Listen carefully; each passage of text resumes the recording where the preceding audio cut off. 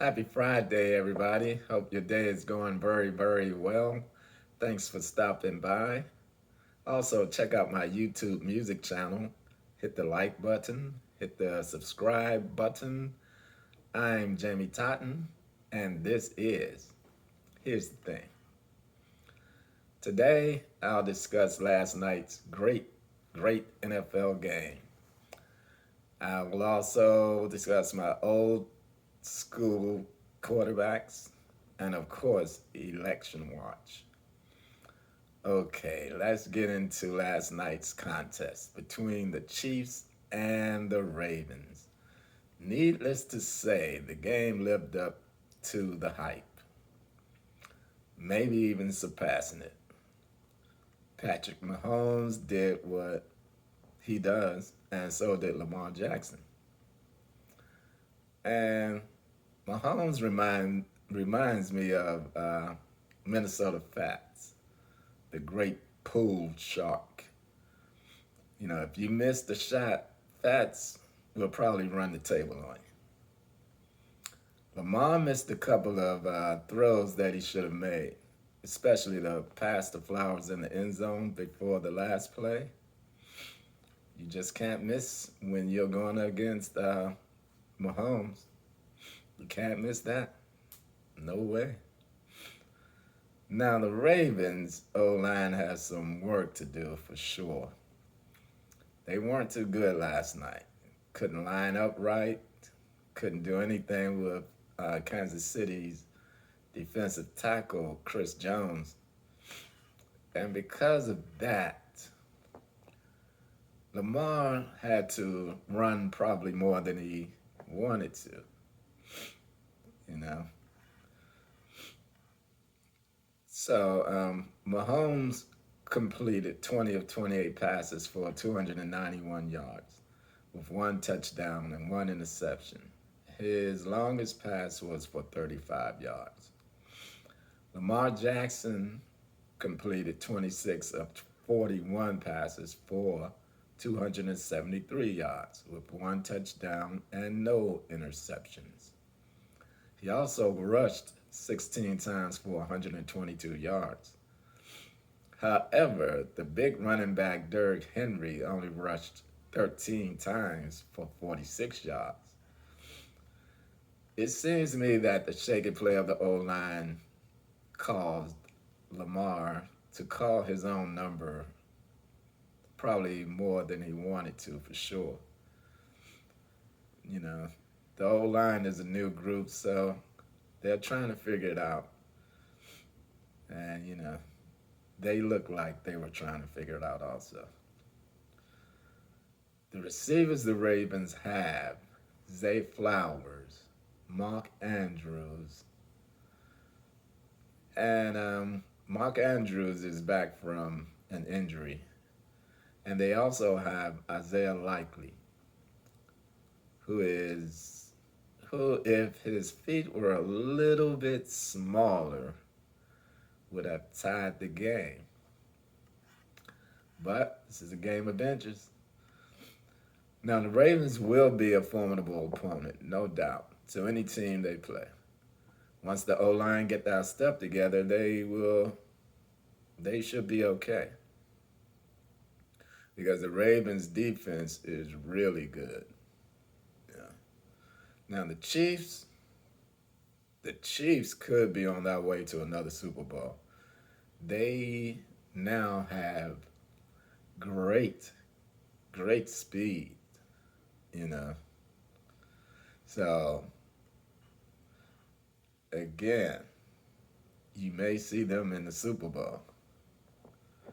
You know, they got speed. They have receiver Rashid Rice and Xavier Worthy. Those cats are fast as lightning. And they also have Hollywood Brown. And arguably the best tight end in the NFL today. And at running back, they have Isaiah Pacheco. He's back. Also, the defense is led by Chris Jones, and they are very good. So if they can stay healthy, they can possibly be back in the Super Bowl. Now, so the game was great, and I really appreciated the NFL putting those guys on television for the first game of the year. That was last night was must see TV. Okay, the next subject. I'm not gonna spend too much time on the subject. My favorite old school quarterbacks before they changed all the rules, tuck rules and you can't hit this person that way and all that. When they used to be able to grab the quarterbacks and just sling them anywhere and anyhow they wanted to, treat them like rag dolls and stuff like that. But and that it's not like that anymore. So I got five of my favorites from back in the day, old school quarterbacks. Okay, number five, Kenny the Snake Stabler. He and the Raiders won the Super Bowl in 1977. Because of him and what was called the Holy Roller, rules were changed. The snake, and this is what happened. So the snake was running and he was getting tackled.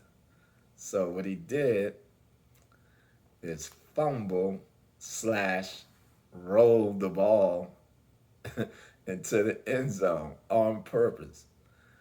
And his receiver, the great Dave Casper, recovered it. And the Raiders beat the Chargers 21-20 in that game. The next season's rules were put in to prevent that type of play. They didn't call him the snake for nothing. Okay, so number four, Johnny Unitas. Yes, sir. Him and his high top black cleats. Johnny was a great passer, man. When he retired in '74, he ranked number one in pass attempts, 5,186. Pass completions, 2,830. Passing yards, 40,239. United, he was a slinger, for sure. Okay, number three, Roger the Dodger Staubach. Roger the Dodger. Roger played in 5 Super Bowls, 4 as a starter. Roger was doing his thing then. He won 2 Super Bowls, Super Bowl 6 and Super Bowl 12. Roger was a scrambler. The guy would run around all day. Thus the name Roger the Dodger. Roger, they were fun to watch, those Cowboys back then with Roger and those guys.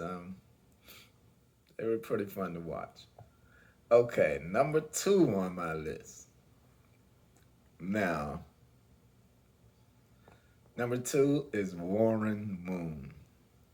Now, because he was a black man, Moon had to play in the Canadian Football League if he wanted to play quarterback.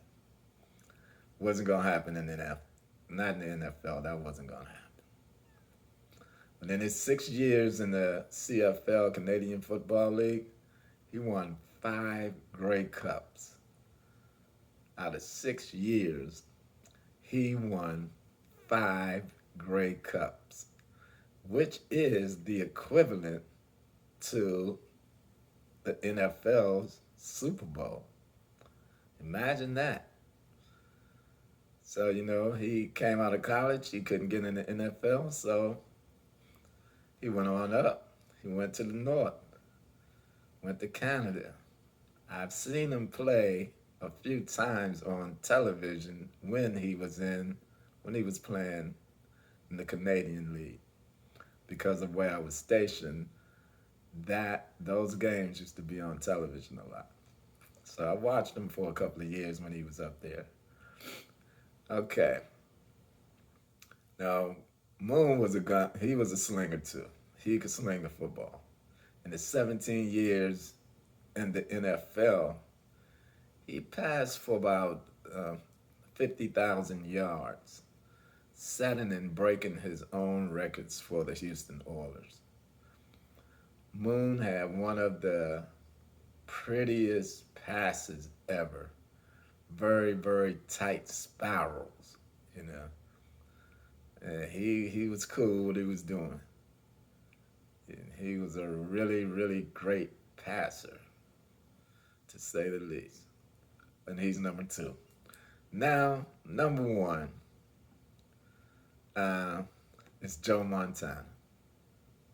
Yeah, Joe Montana. Joe was a cool customer, boy. That guy seems to never get rattled. I guess that's why they call him Joe Cool. He's 4 and 0, 4 and 0 in the Super Bowl. In his 16-year career, he passed for 40,551 yards and 273 touchdowns. Montana Joe is a bad man. Okay.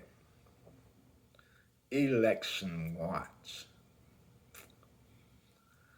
In some places, early voting will start. In some states, it will start next week. Vice President Harris and Governor Walz are out campaigning while their counterpart is trying to stay out of court and out of jail. We have to do something about the guns and the shootings, the mass shootings, soft targets, as they're calling them now. Everything is a soft target. So what are we to do? Do we need to, does everybody need to walk around like in the days of gun smoke, with guns on their hips, and you're scared to speak to people because they got so many guns? So, for instance, when I'm out and I see someone walking around with a gun on their hip, my thing is to stay as far away from that person as possible. I don't know what's on that person's mind, but I do know he got a gun. And with that gun, he could do some damage. I don't know if he's friend or foe, but I know he has a gun. So I stay away from that person, you know. So I think when these folks start loving life as much as they love their weapons, you know, we could get some stuff changed. We got children getting slaughtered in the place that grown ups tell them that they should be, in the school or in a church or going with their mother to the grocery stores or, wherever, going to the park, going to a concert, going to a movie.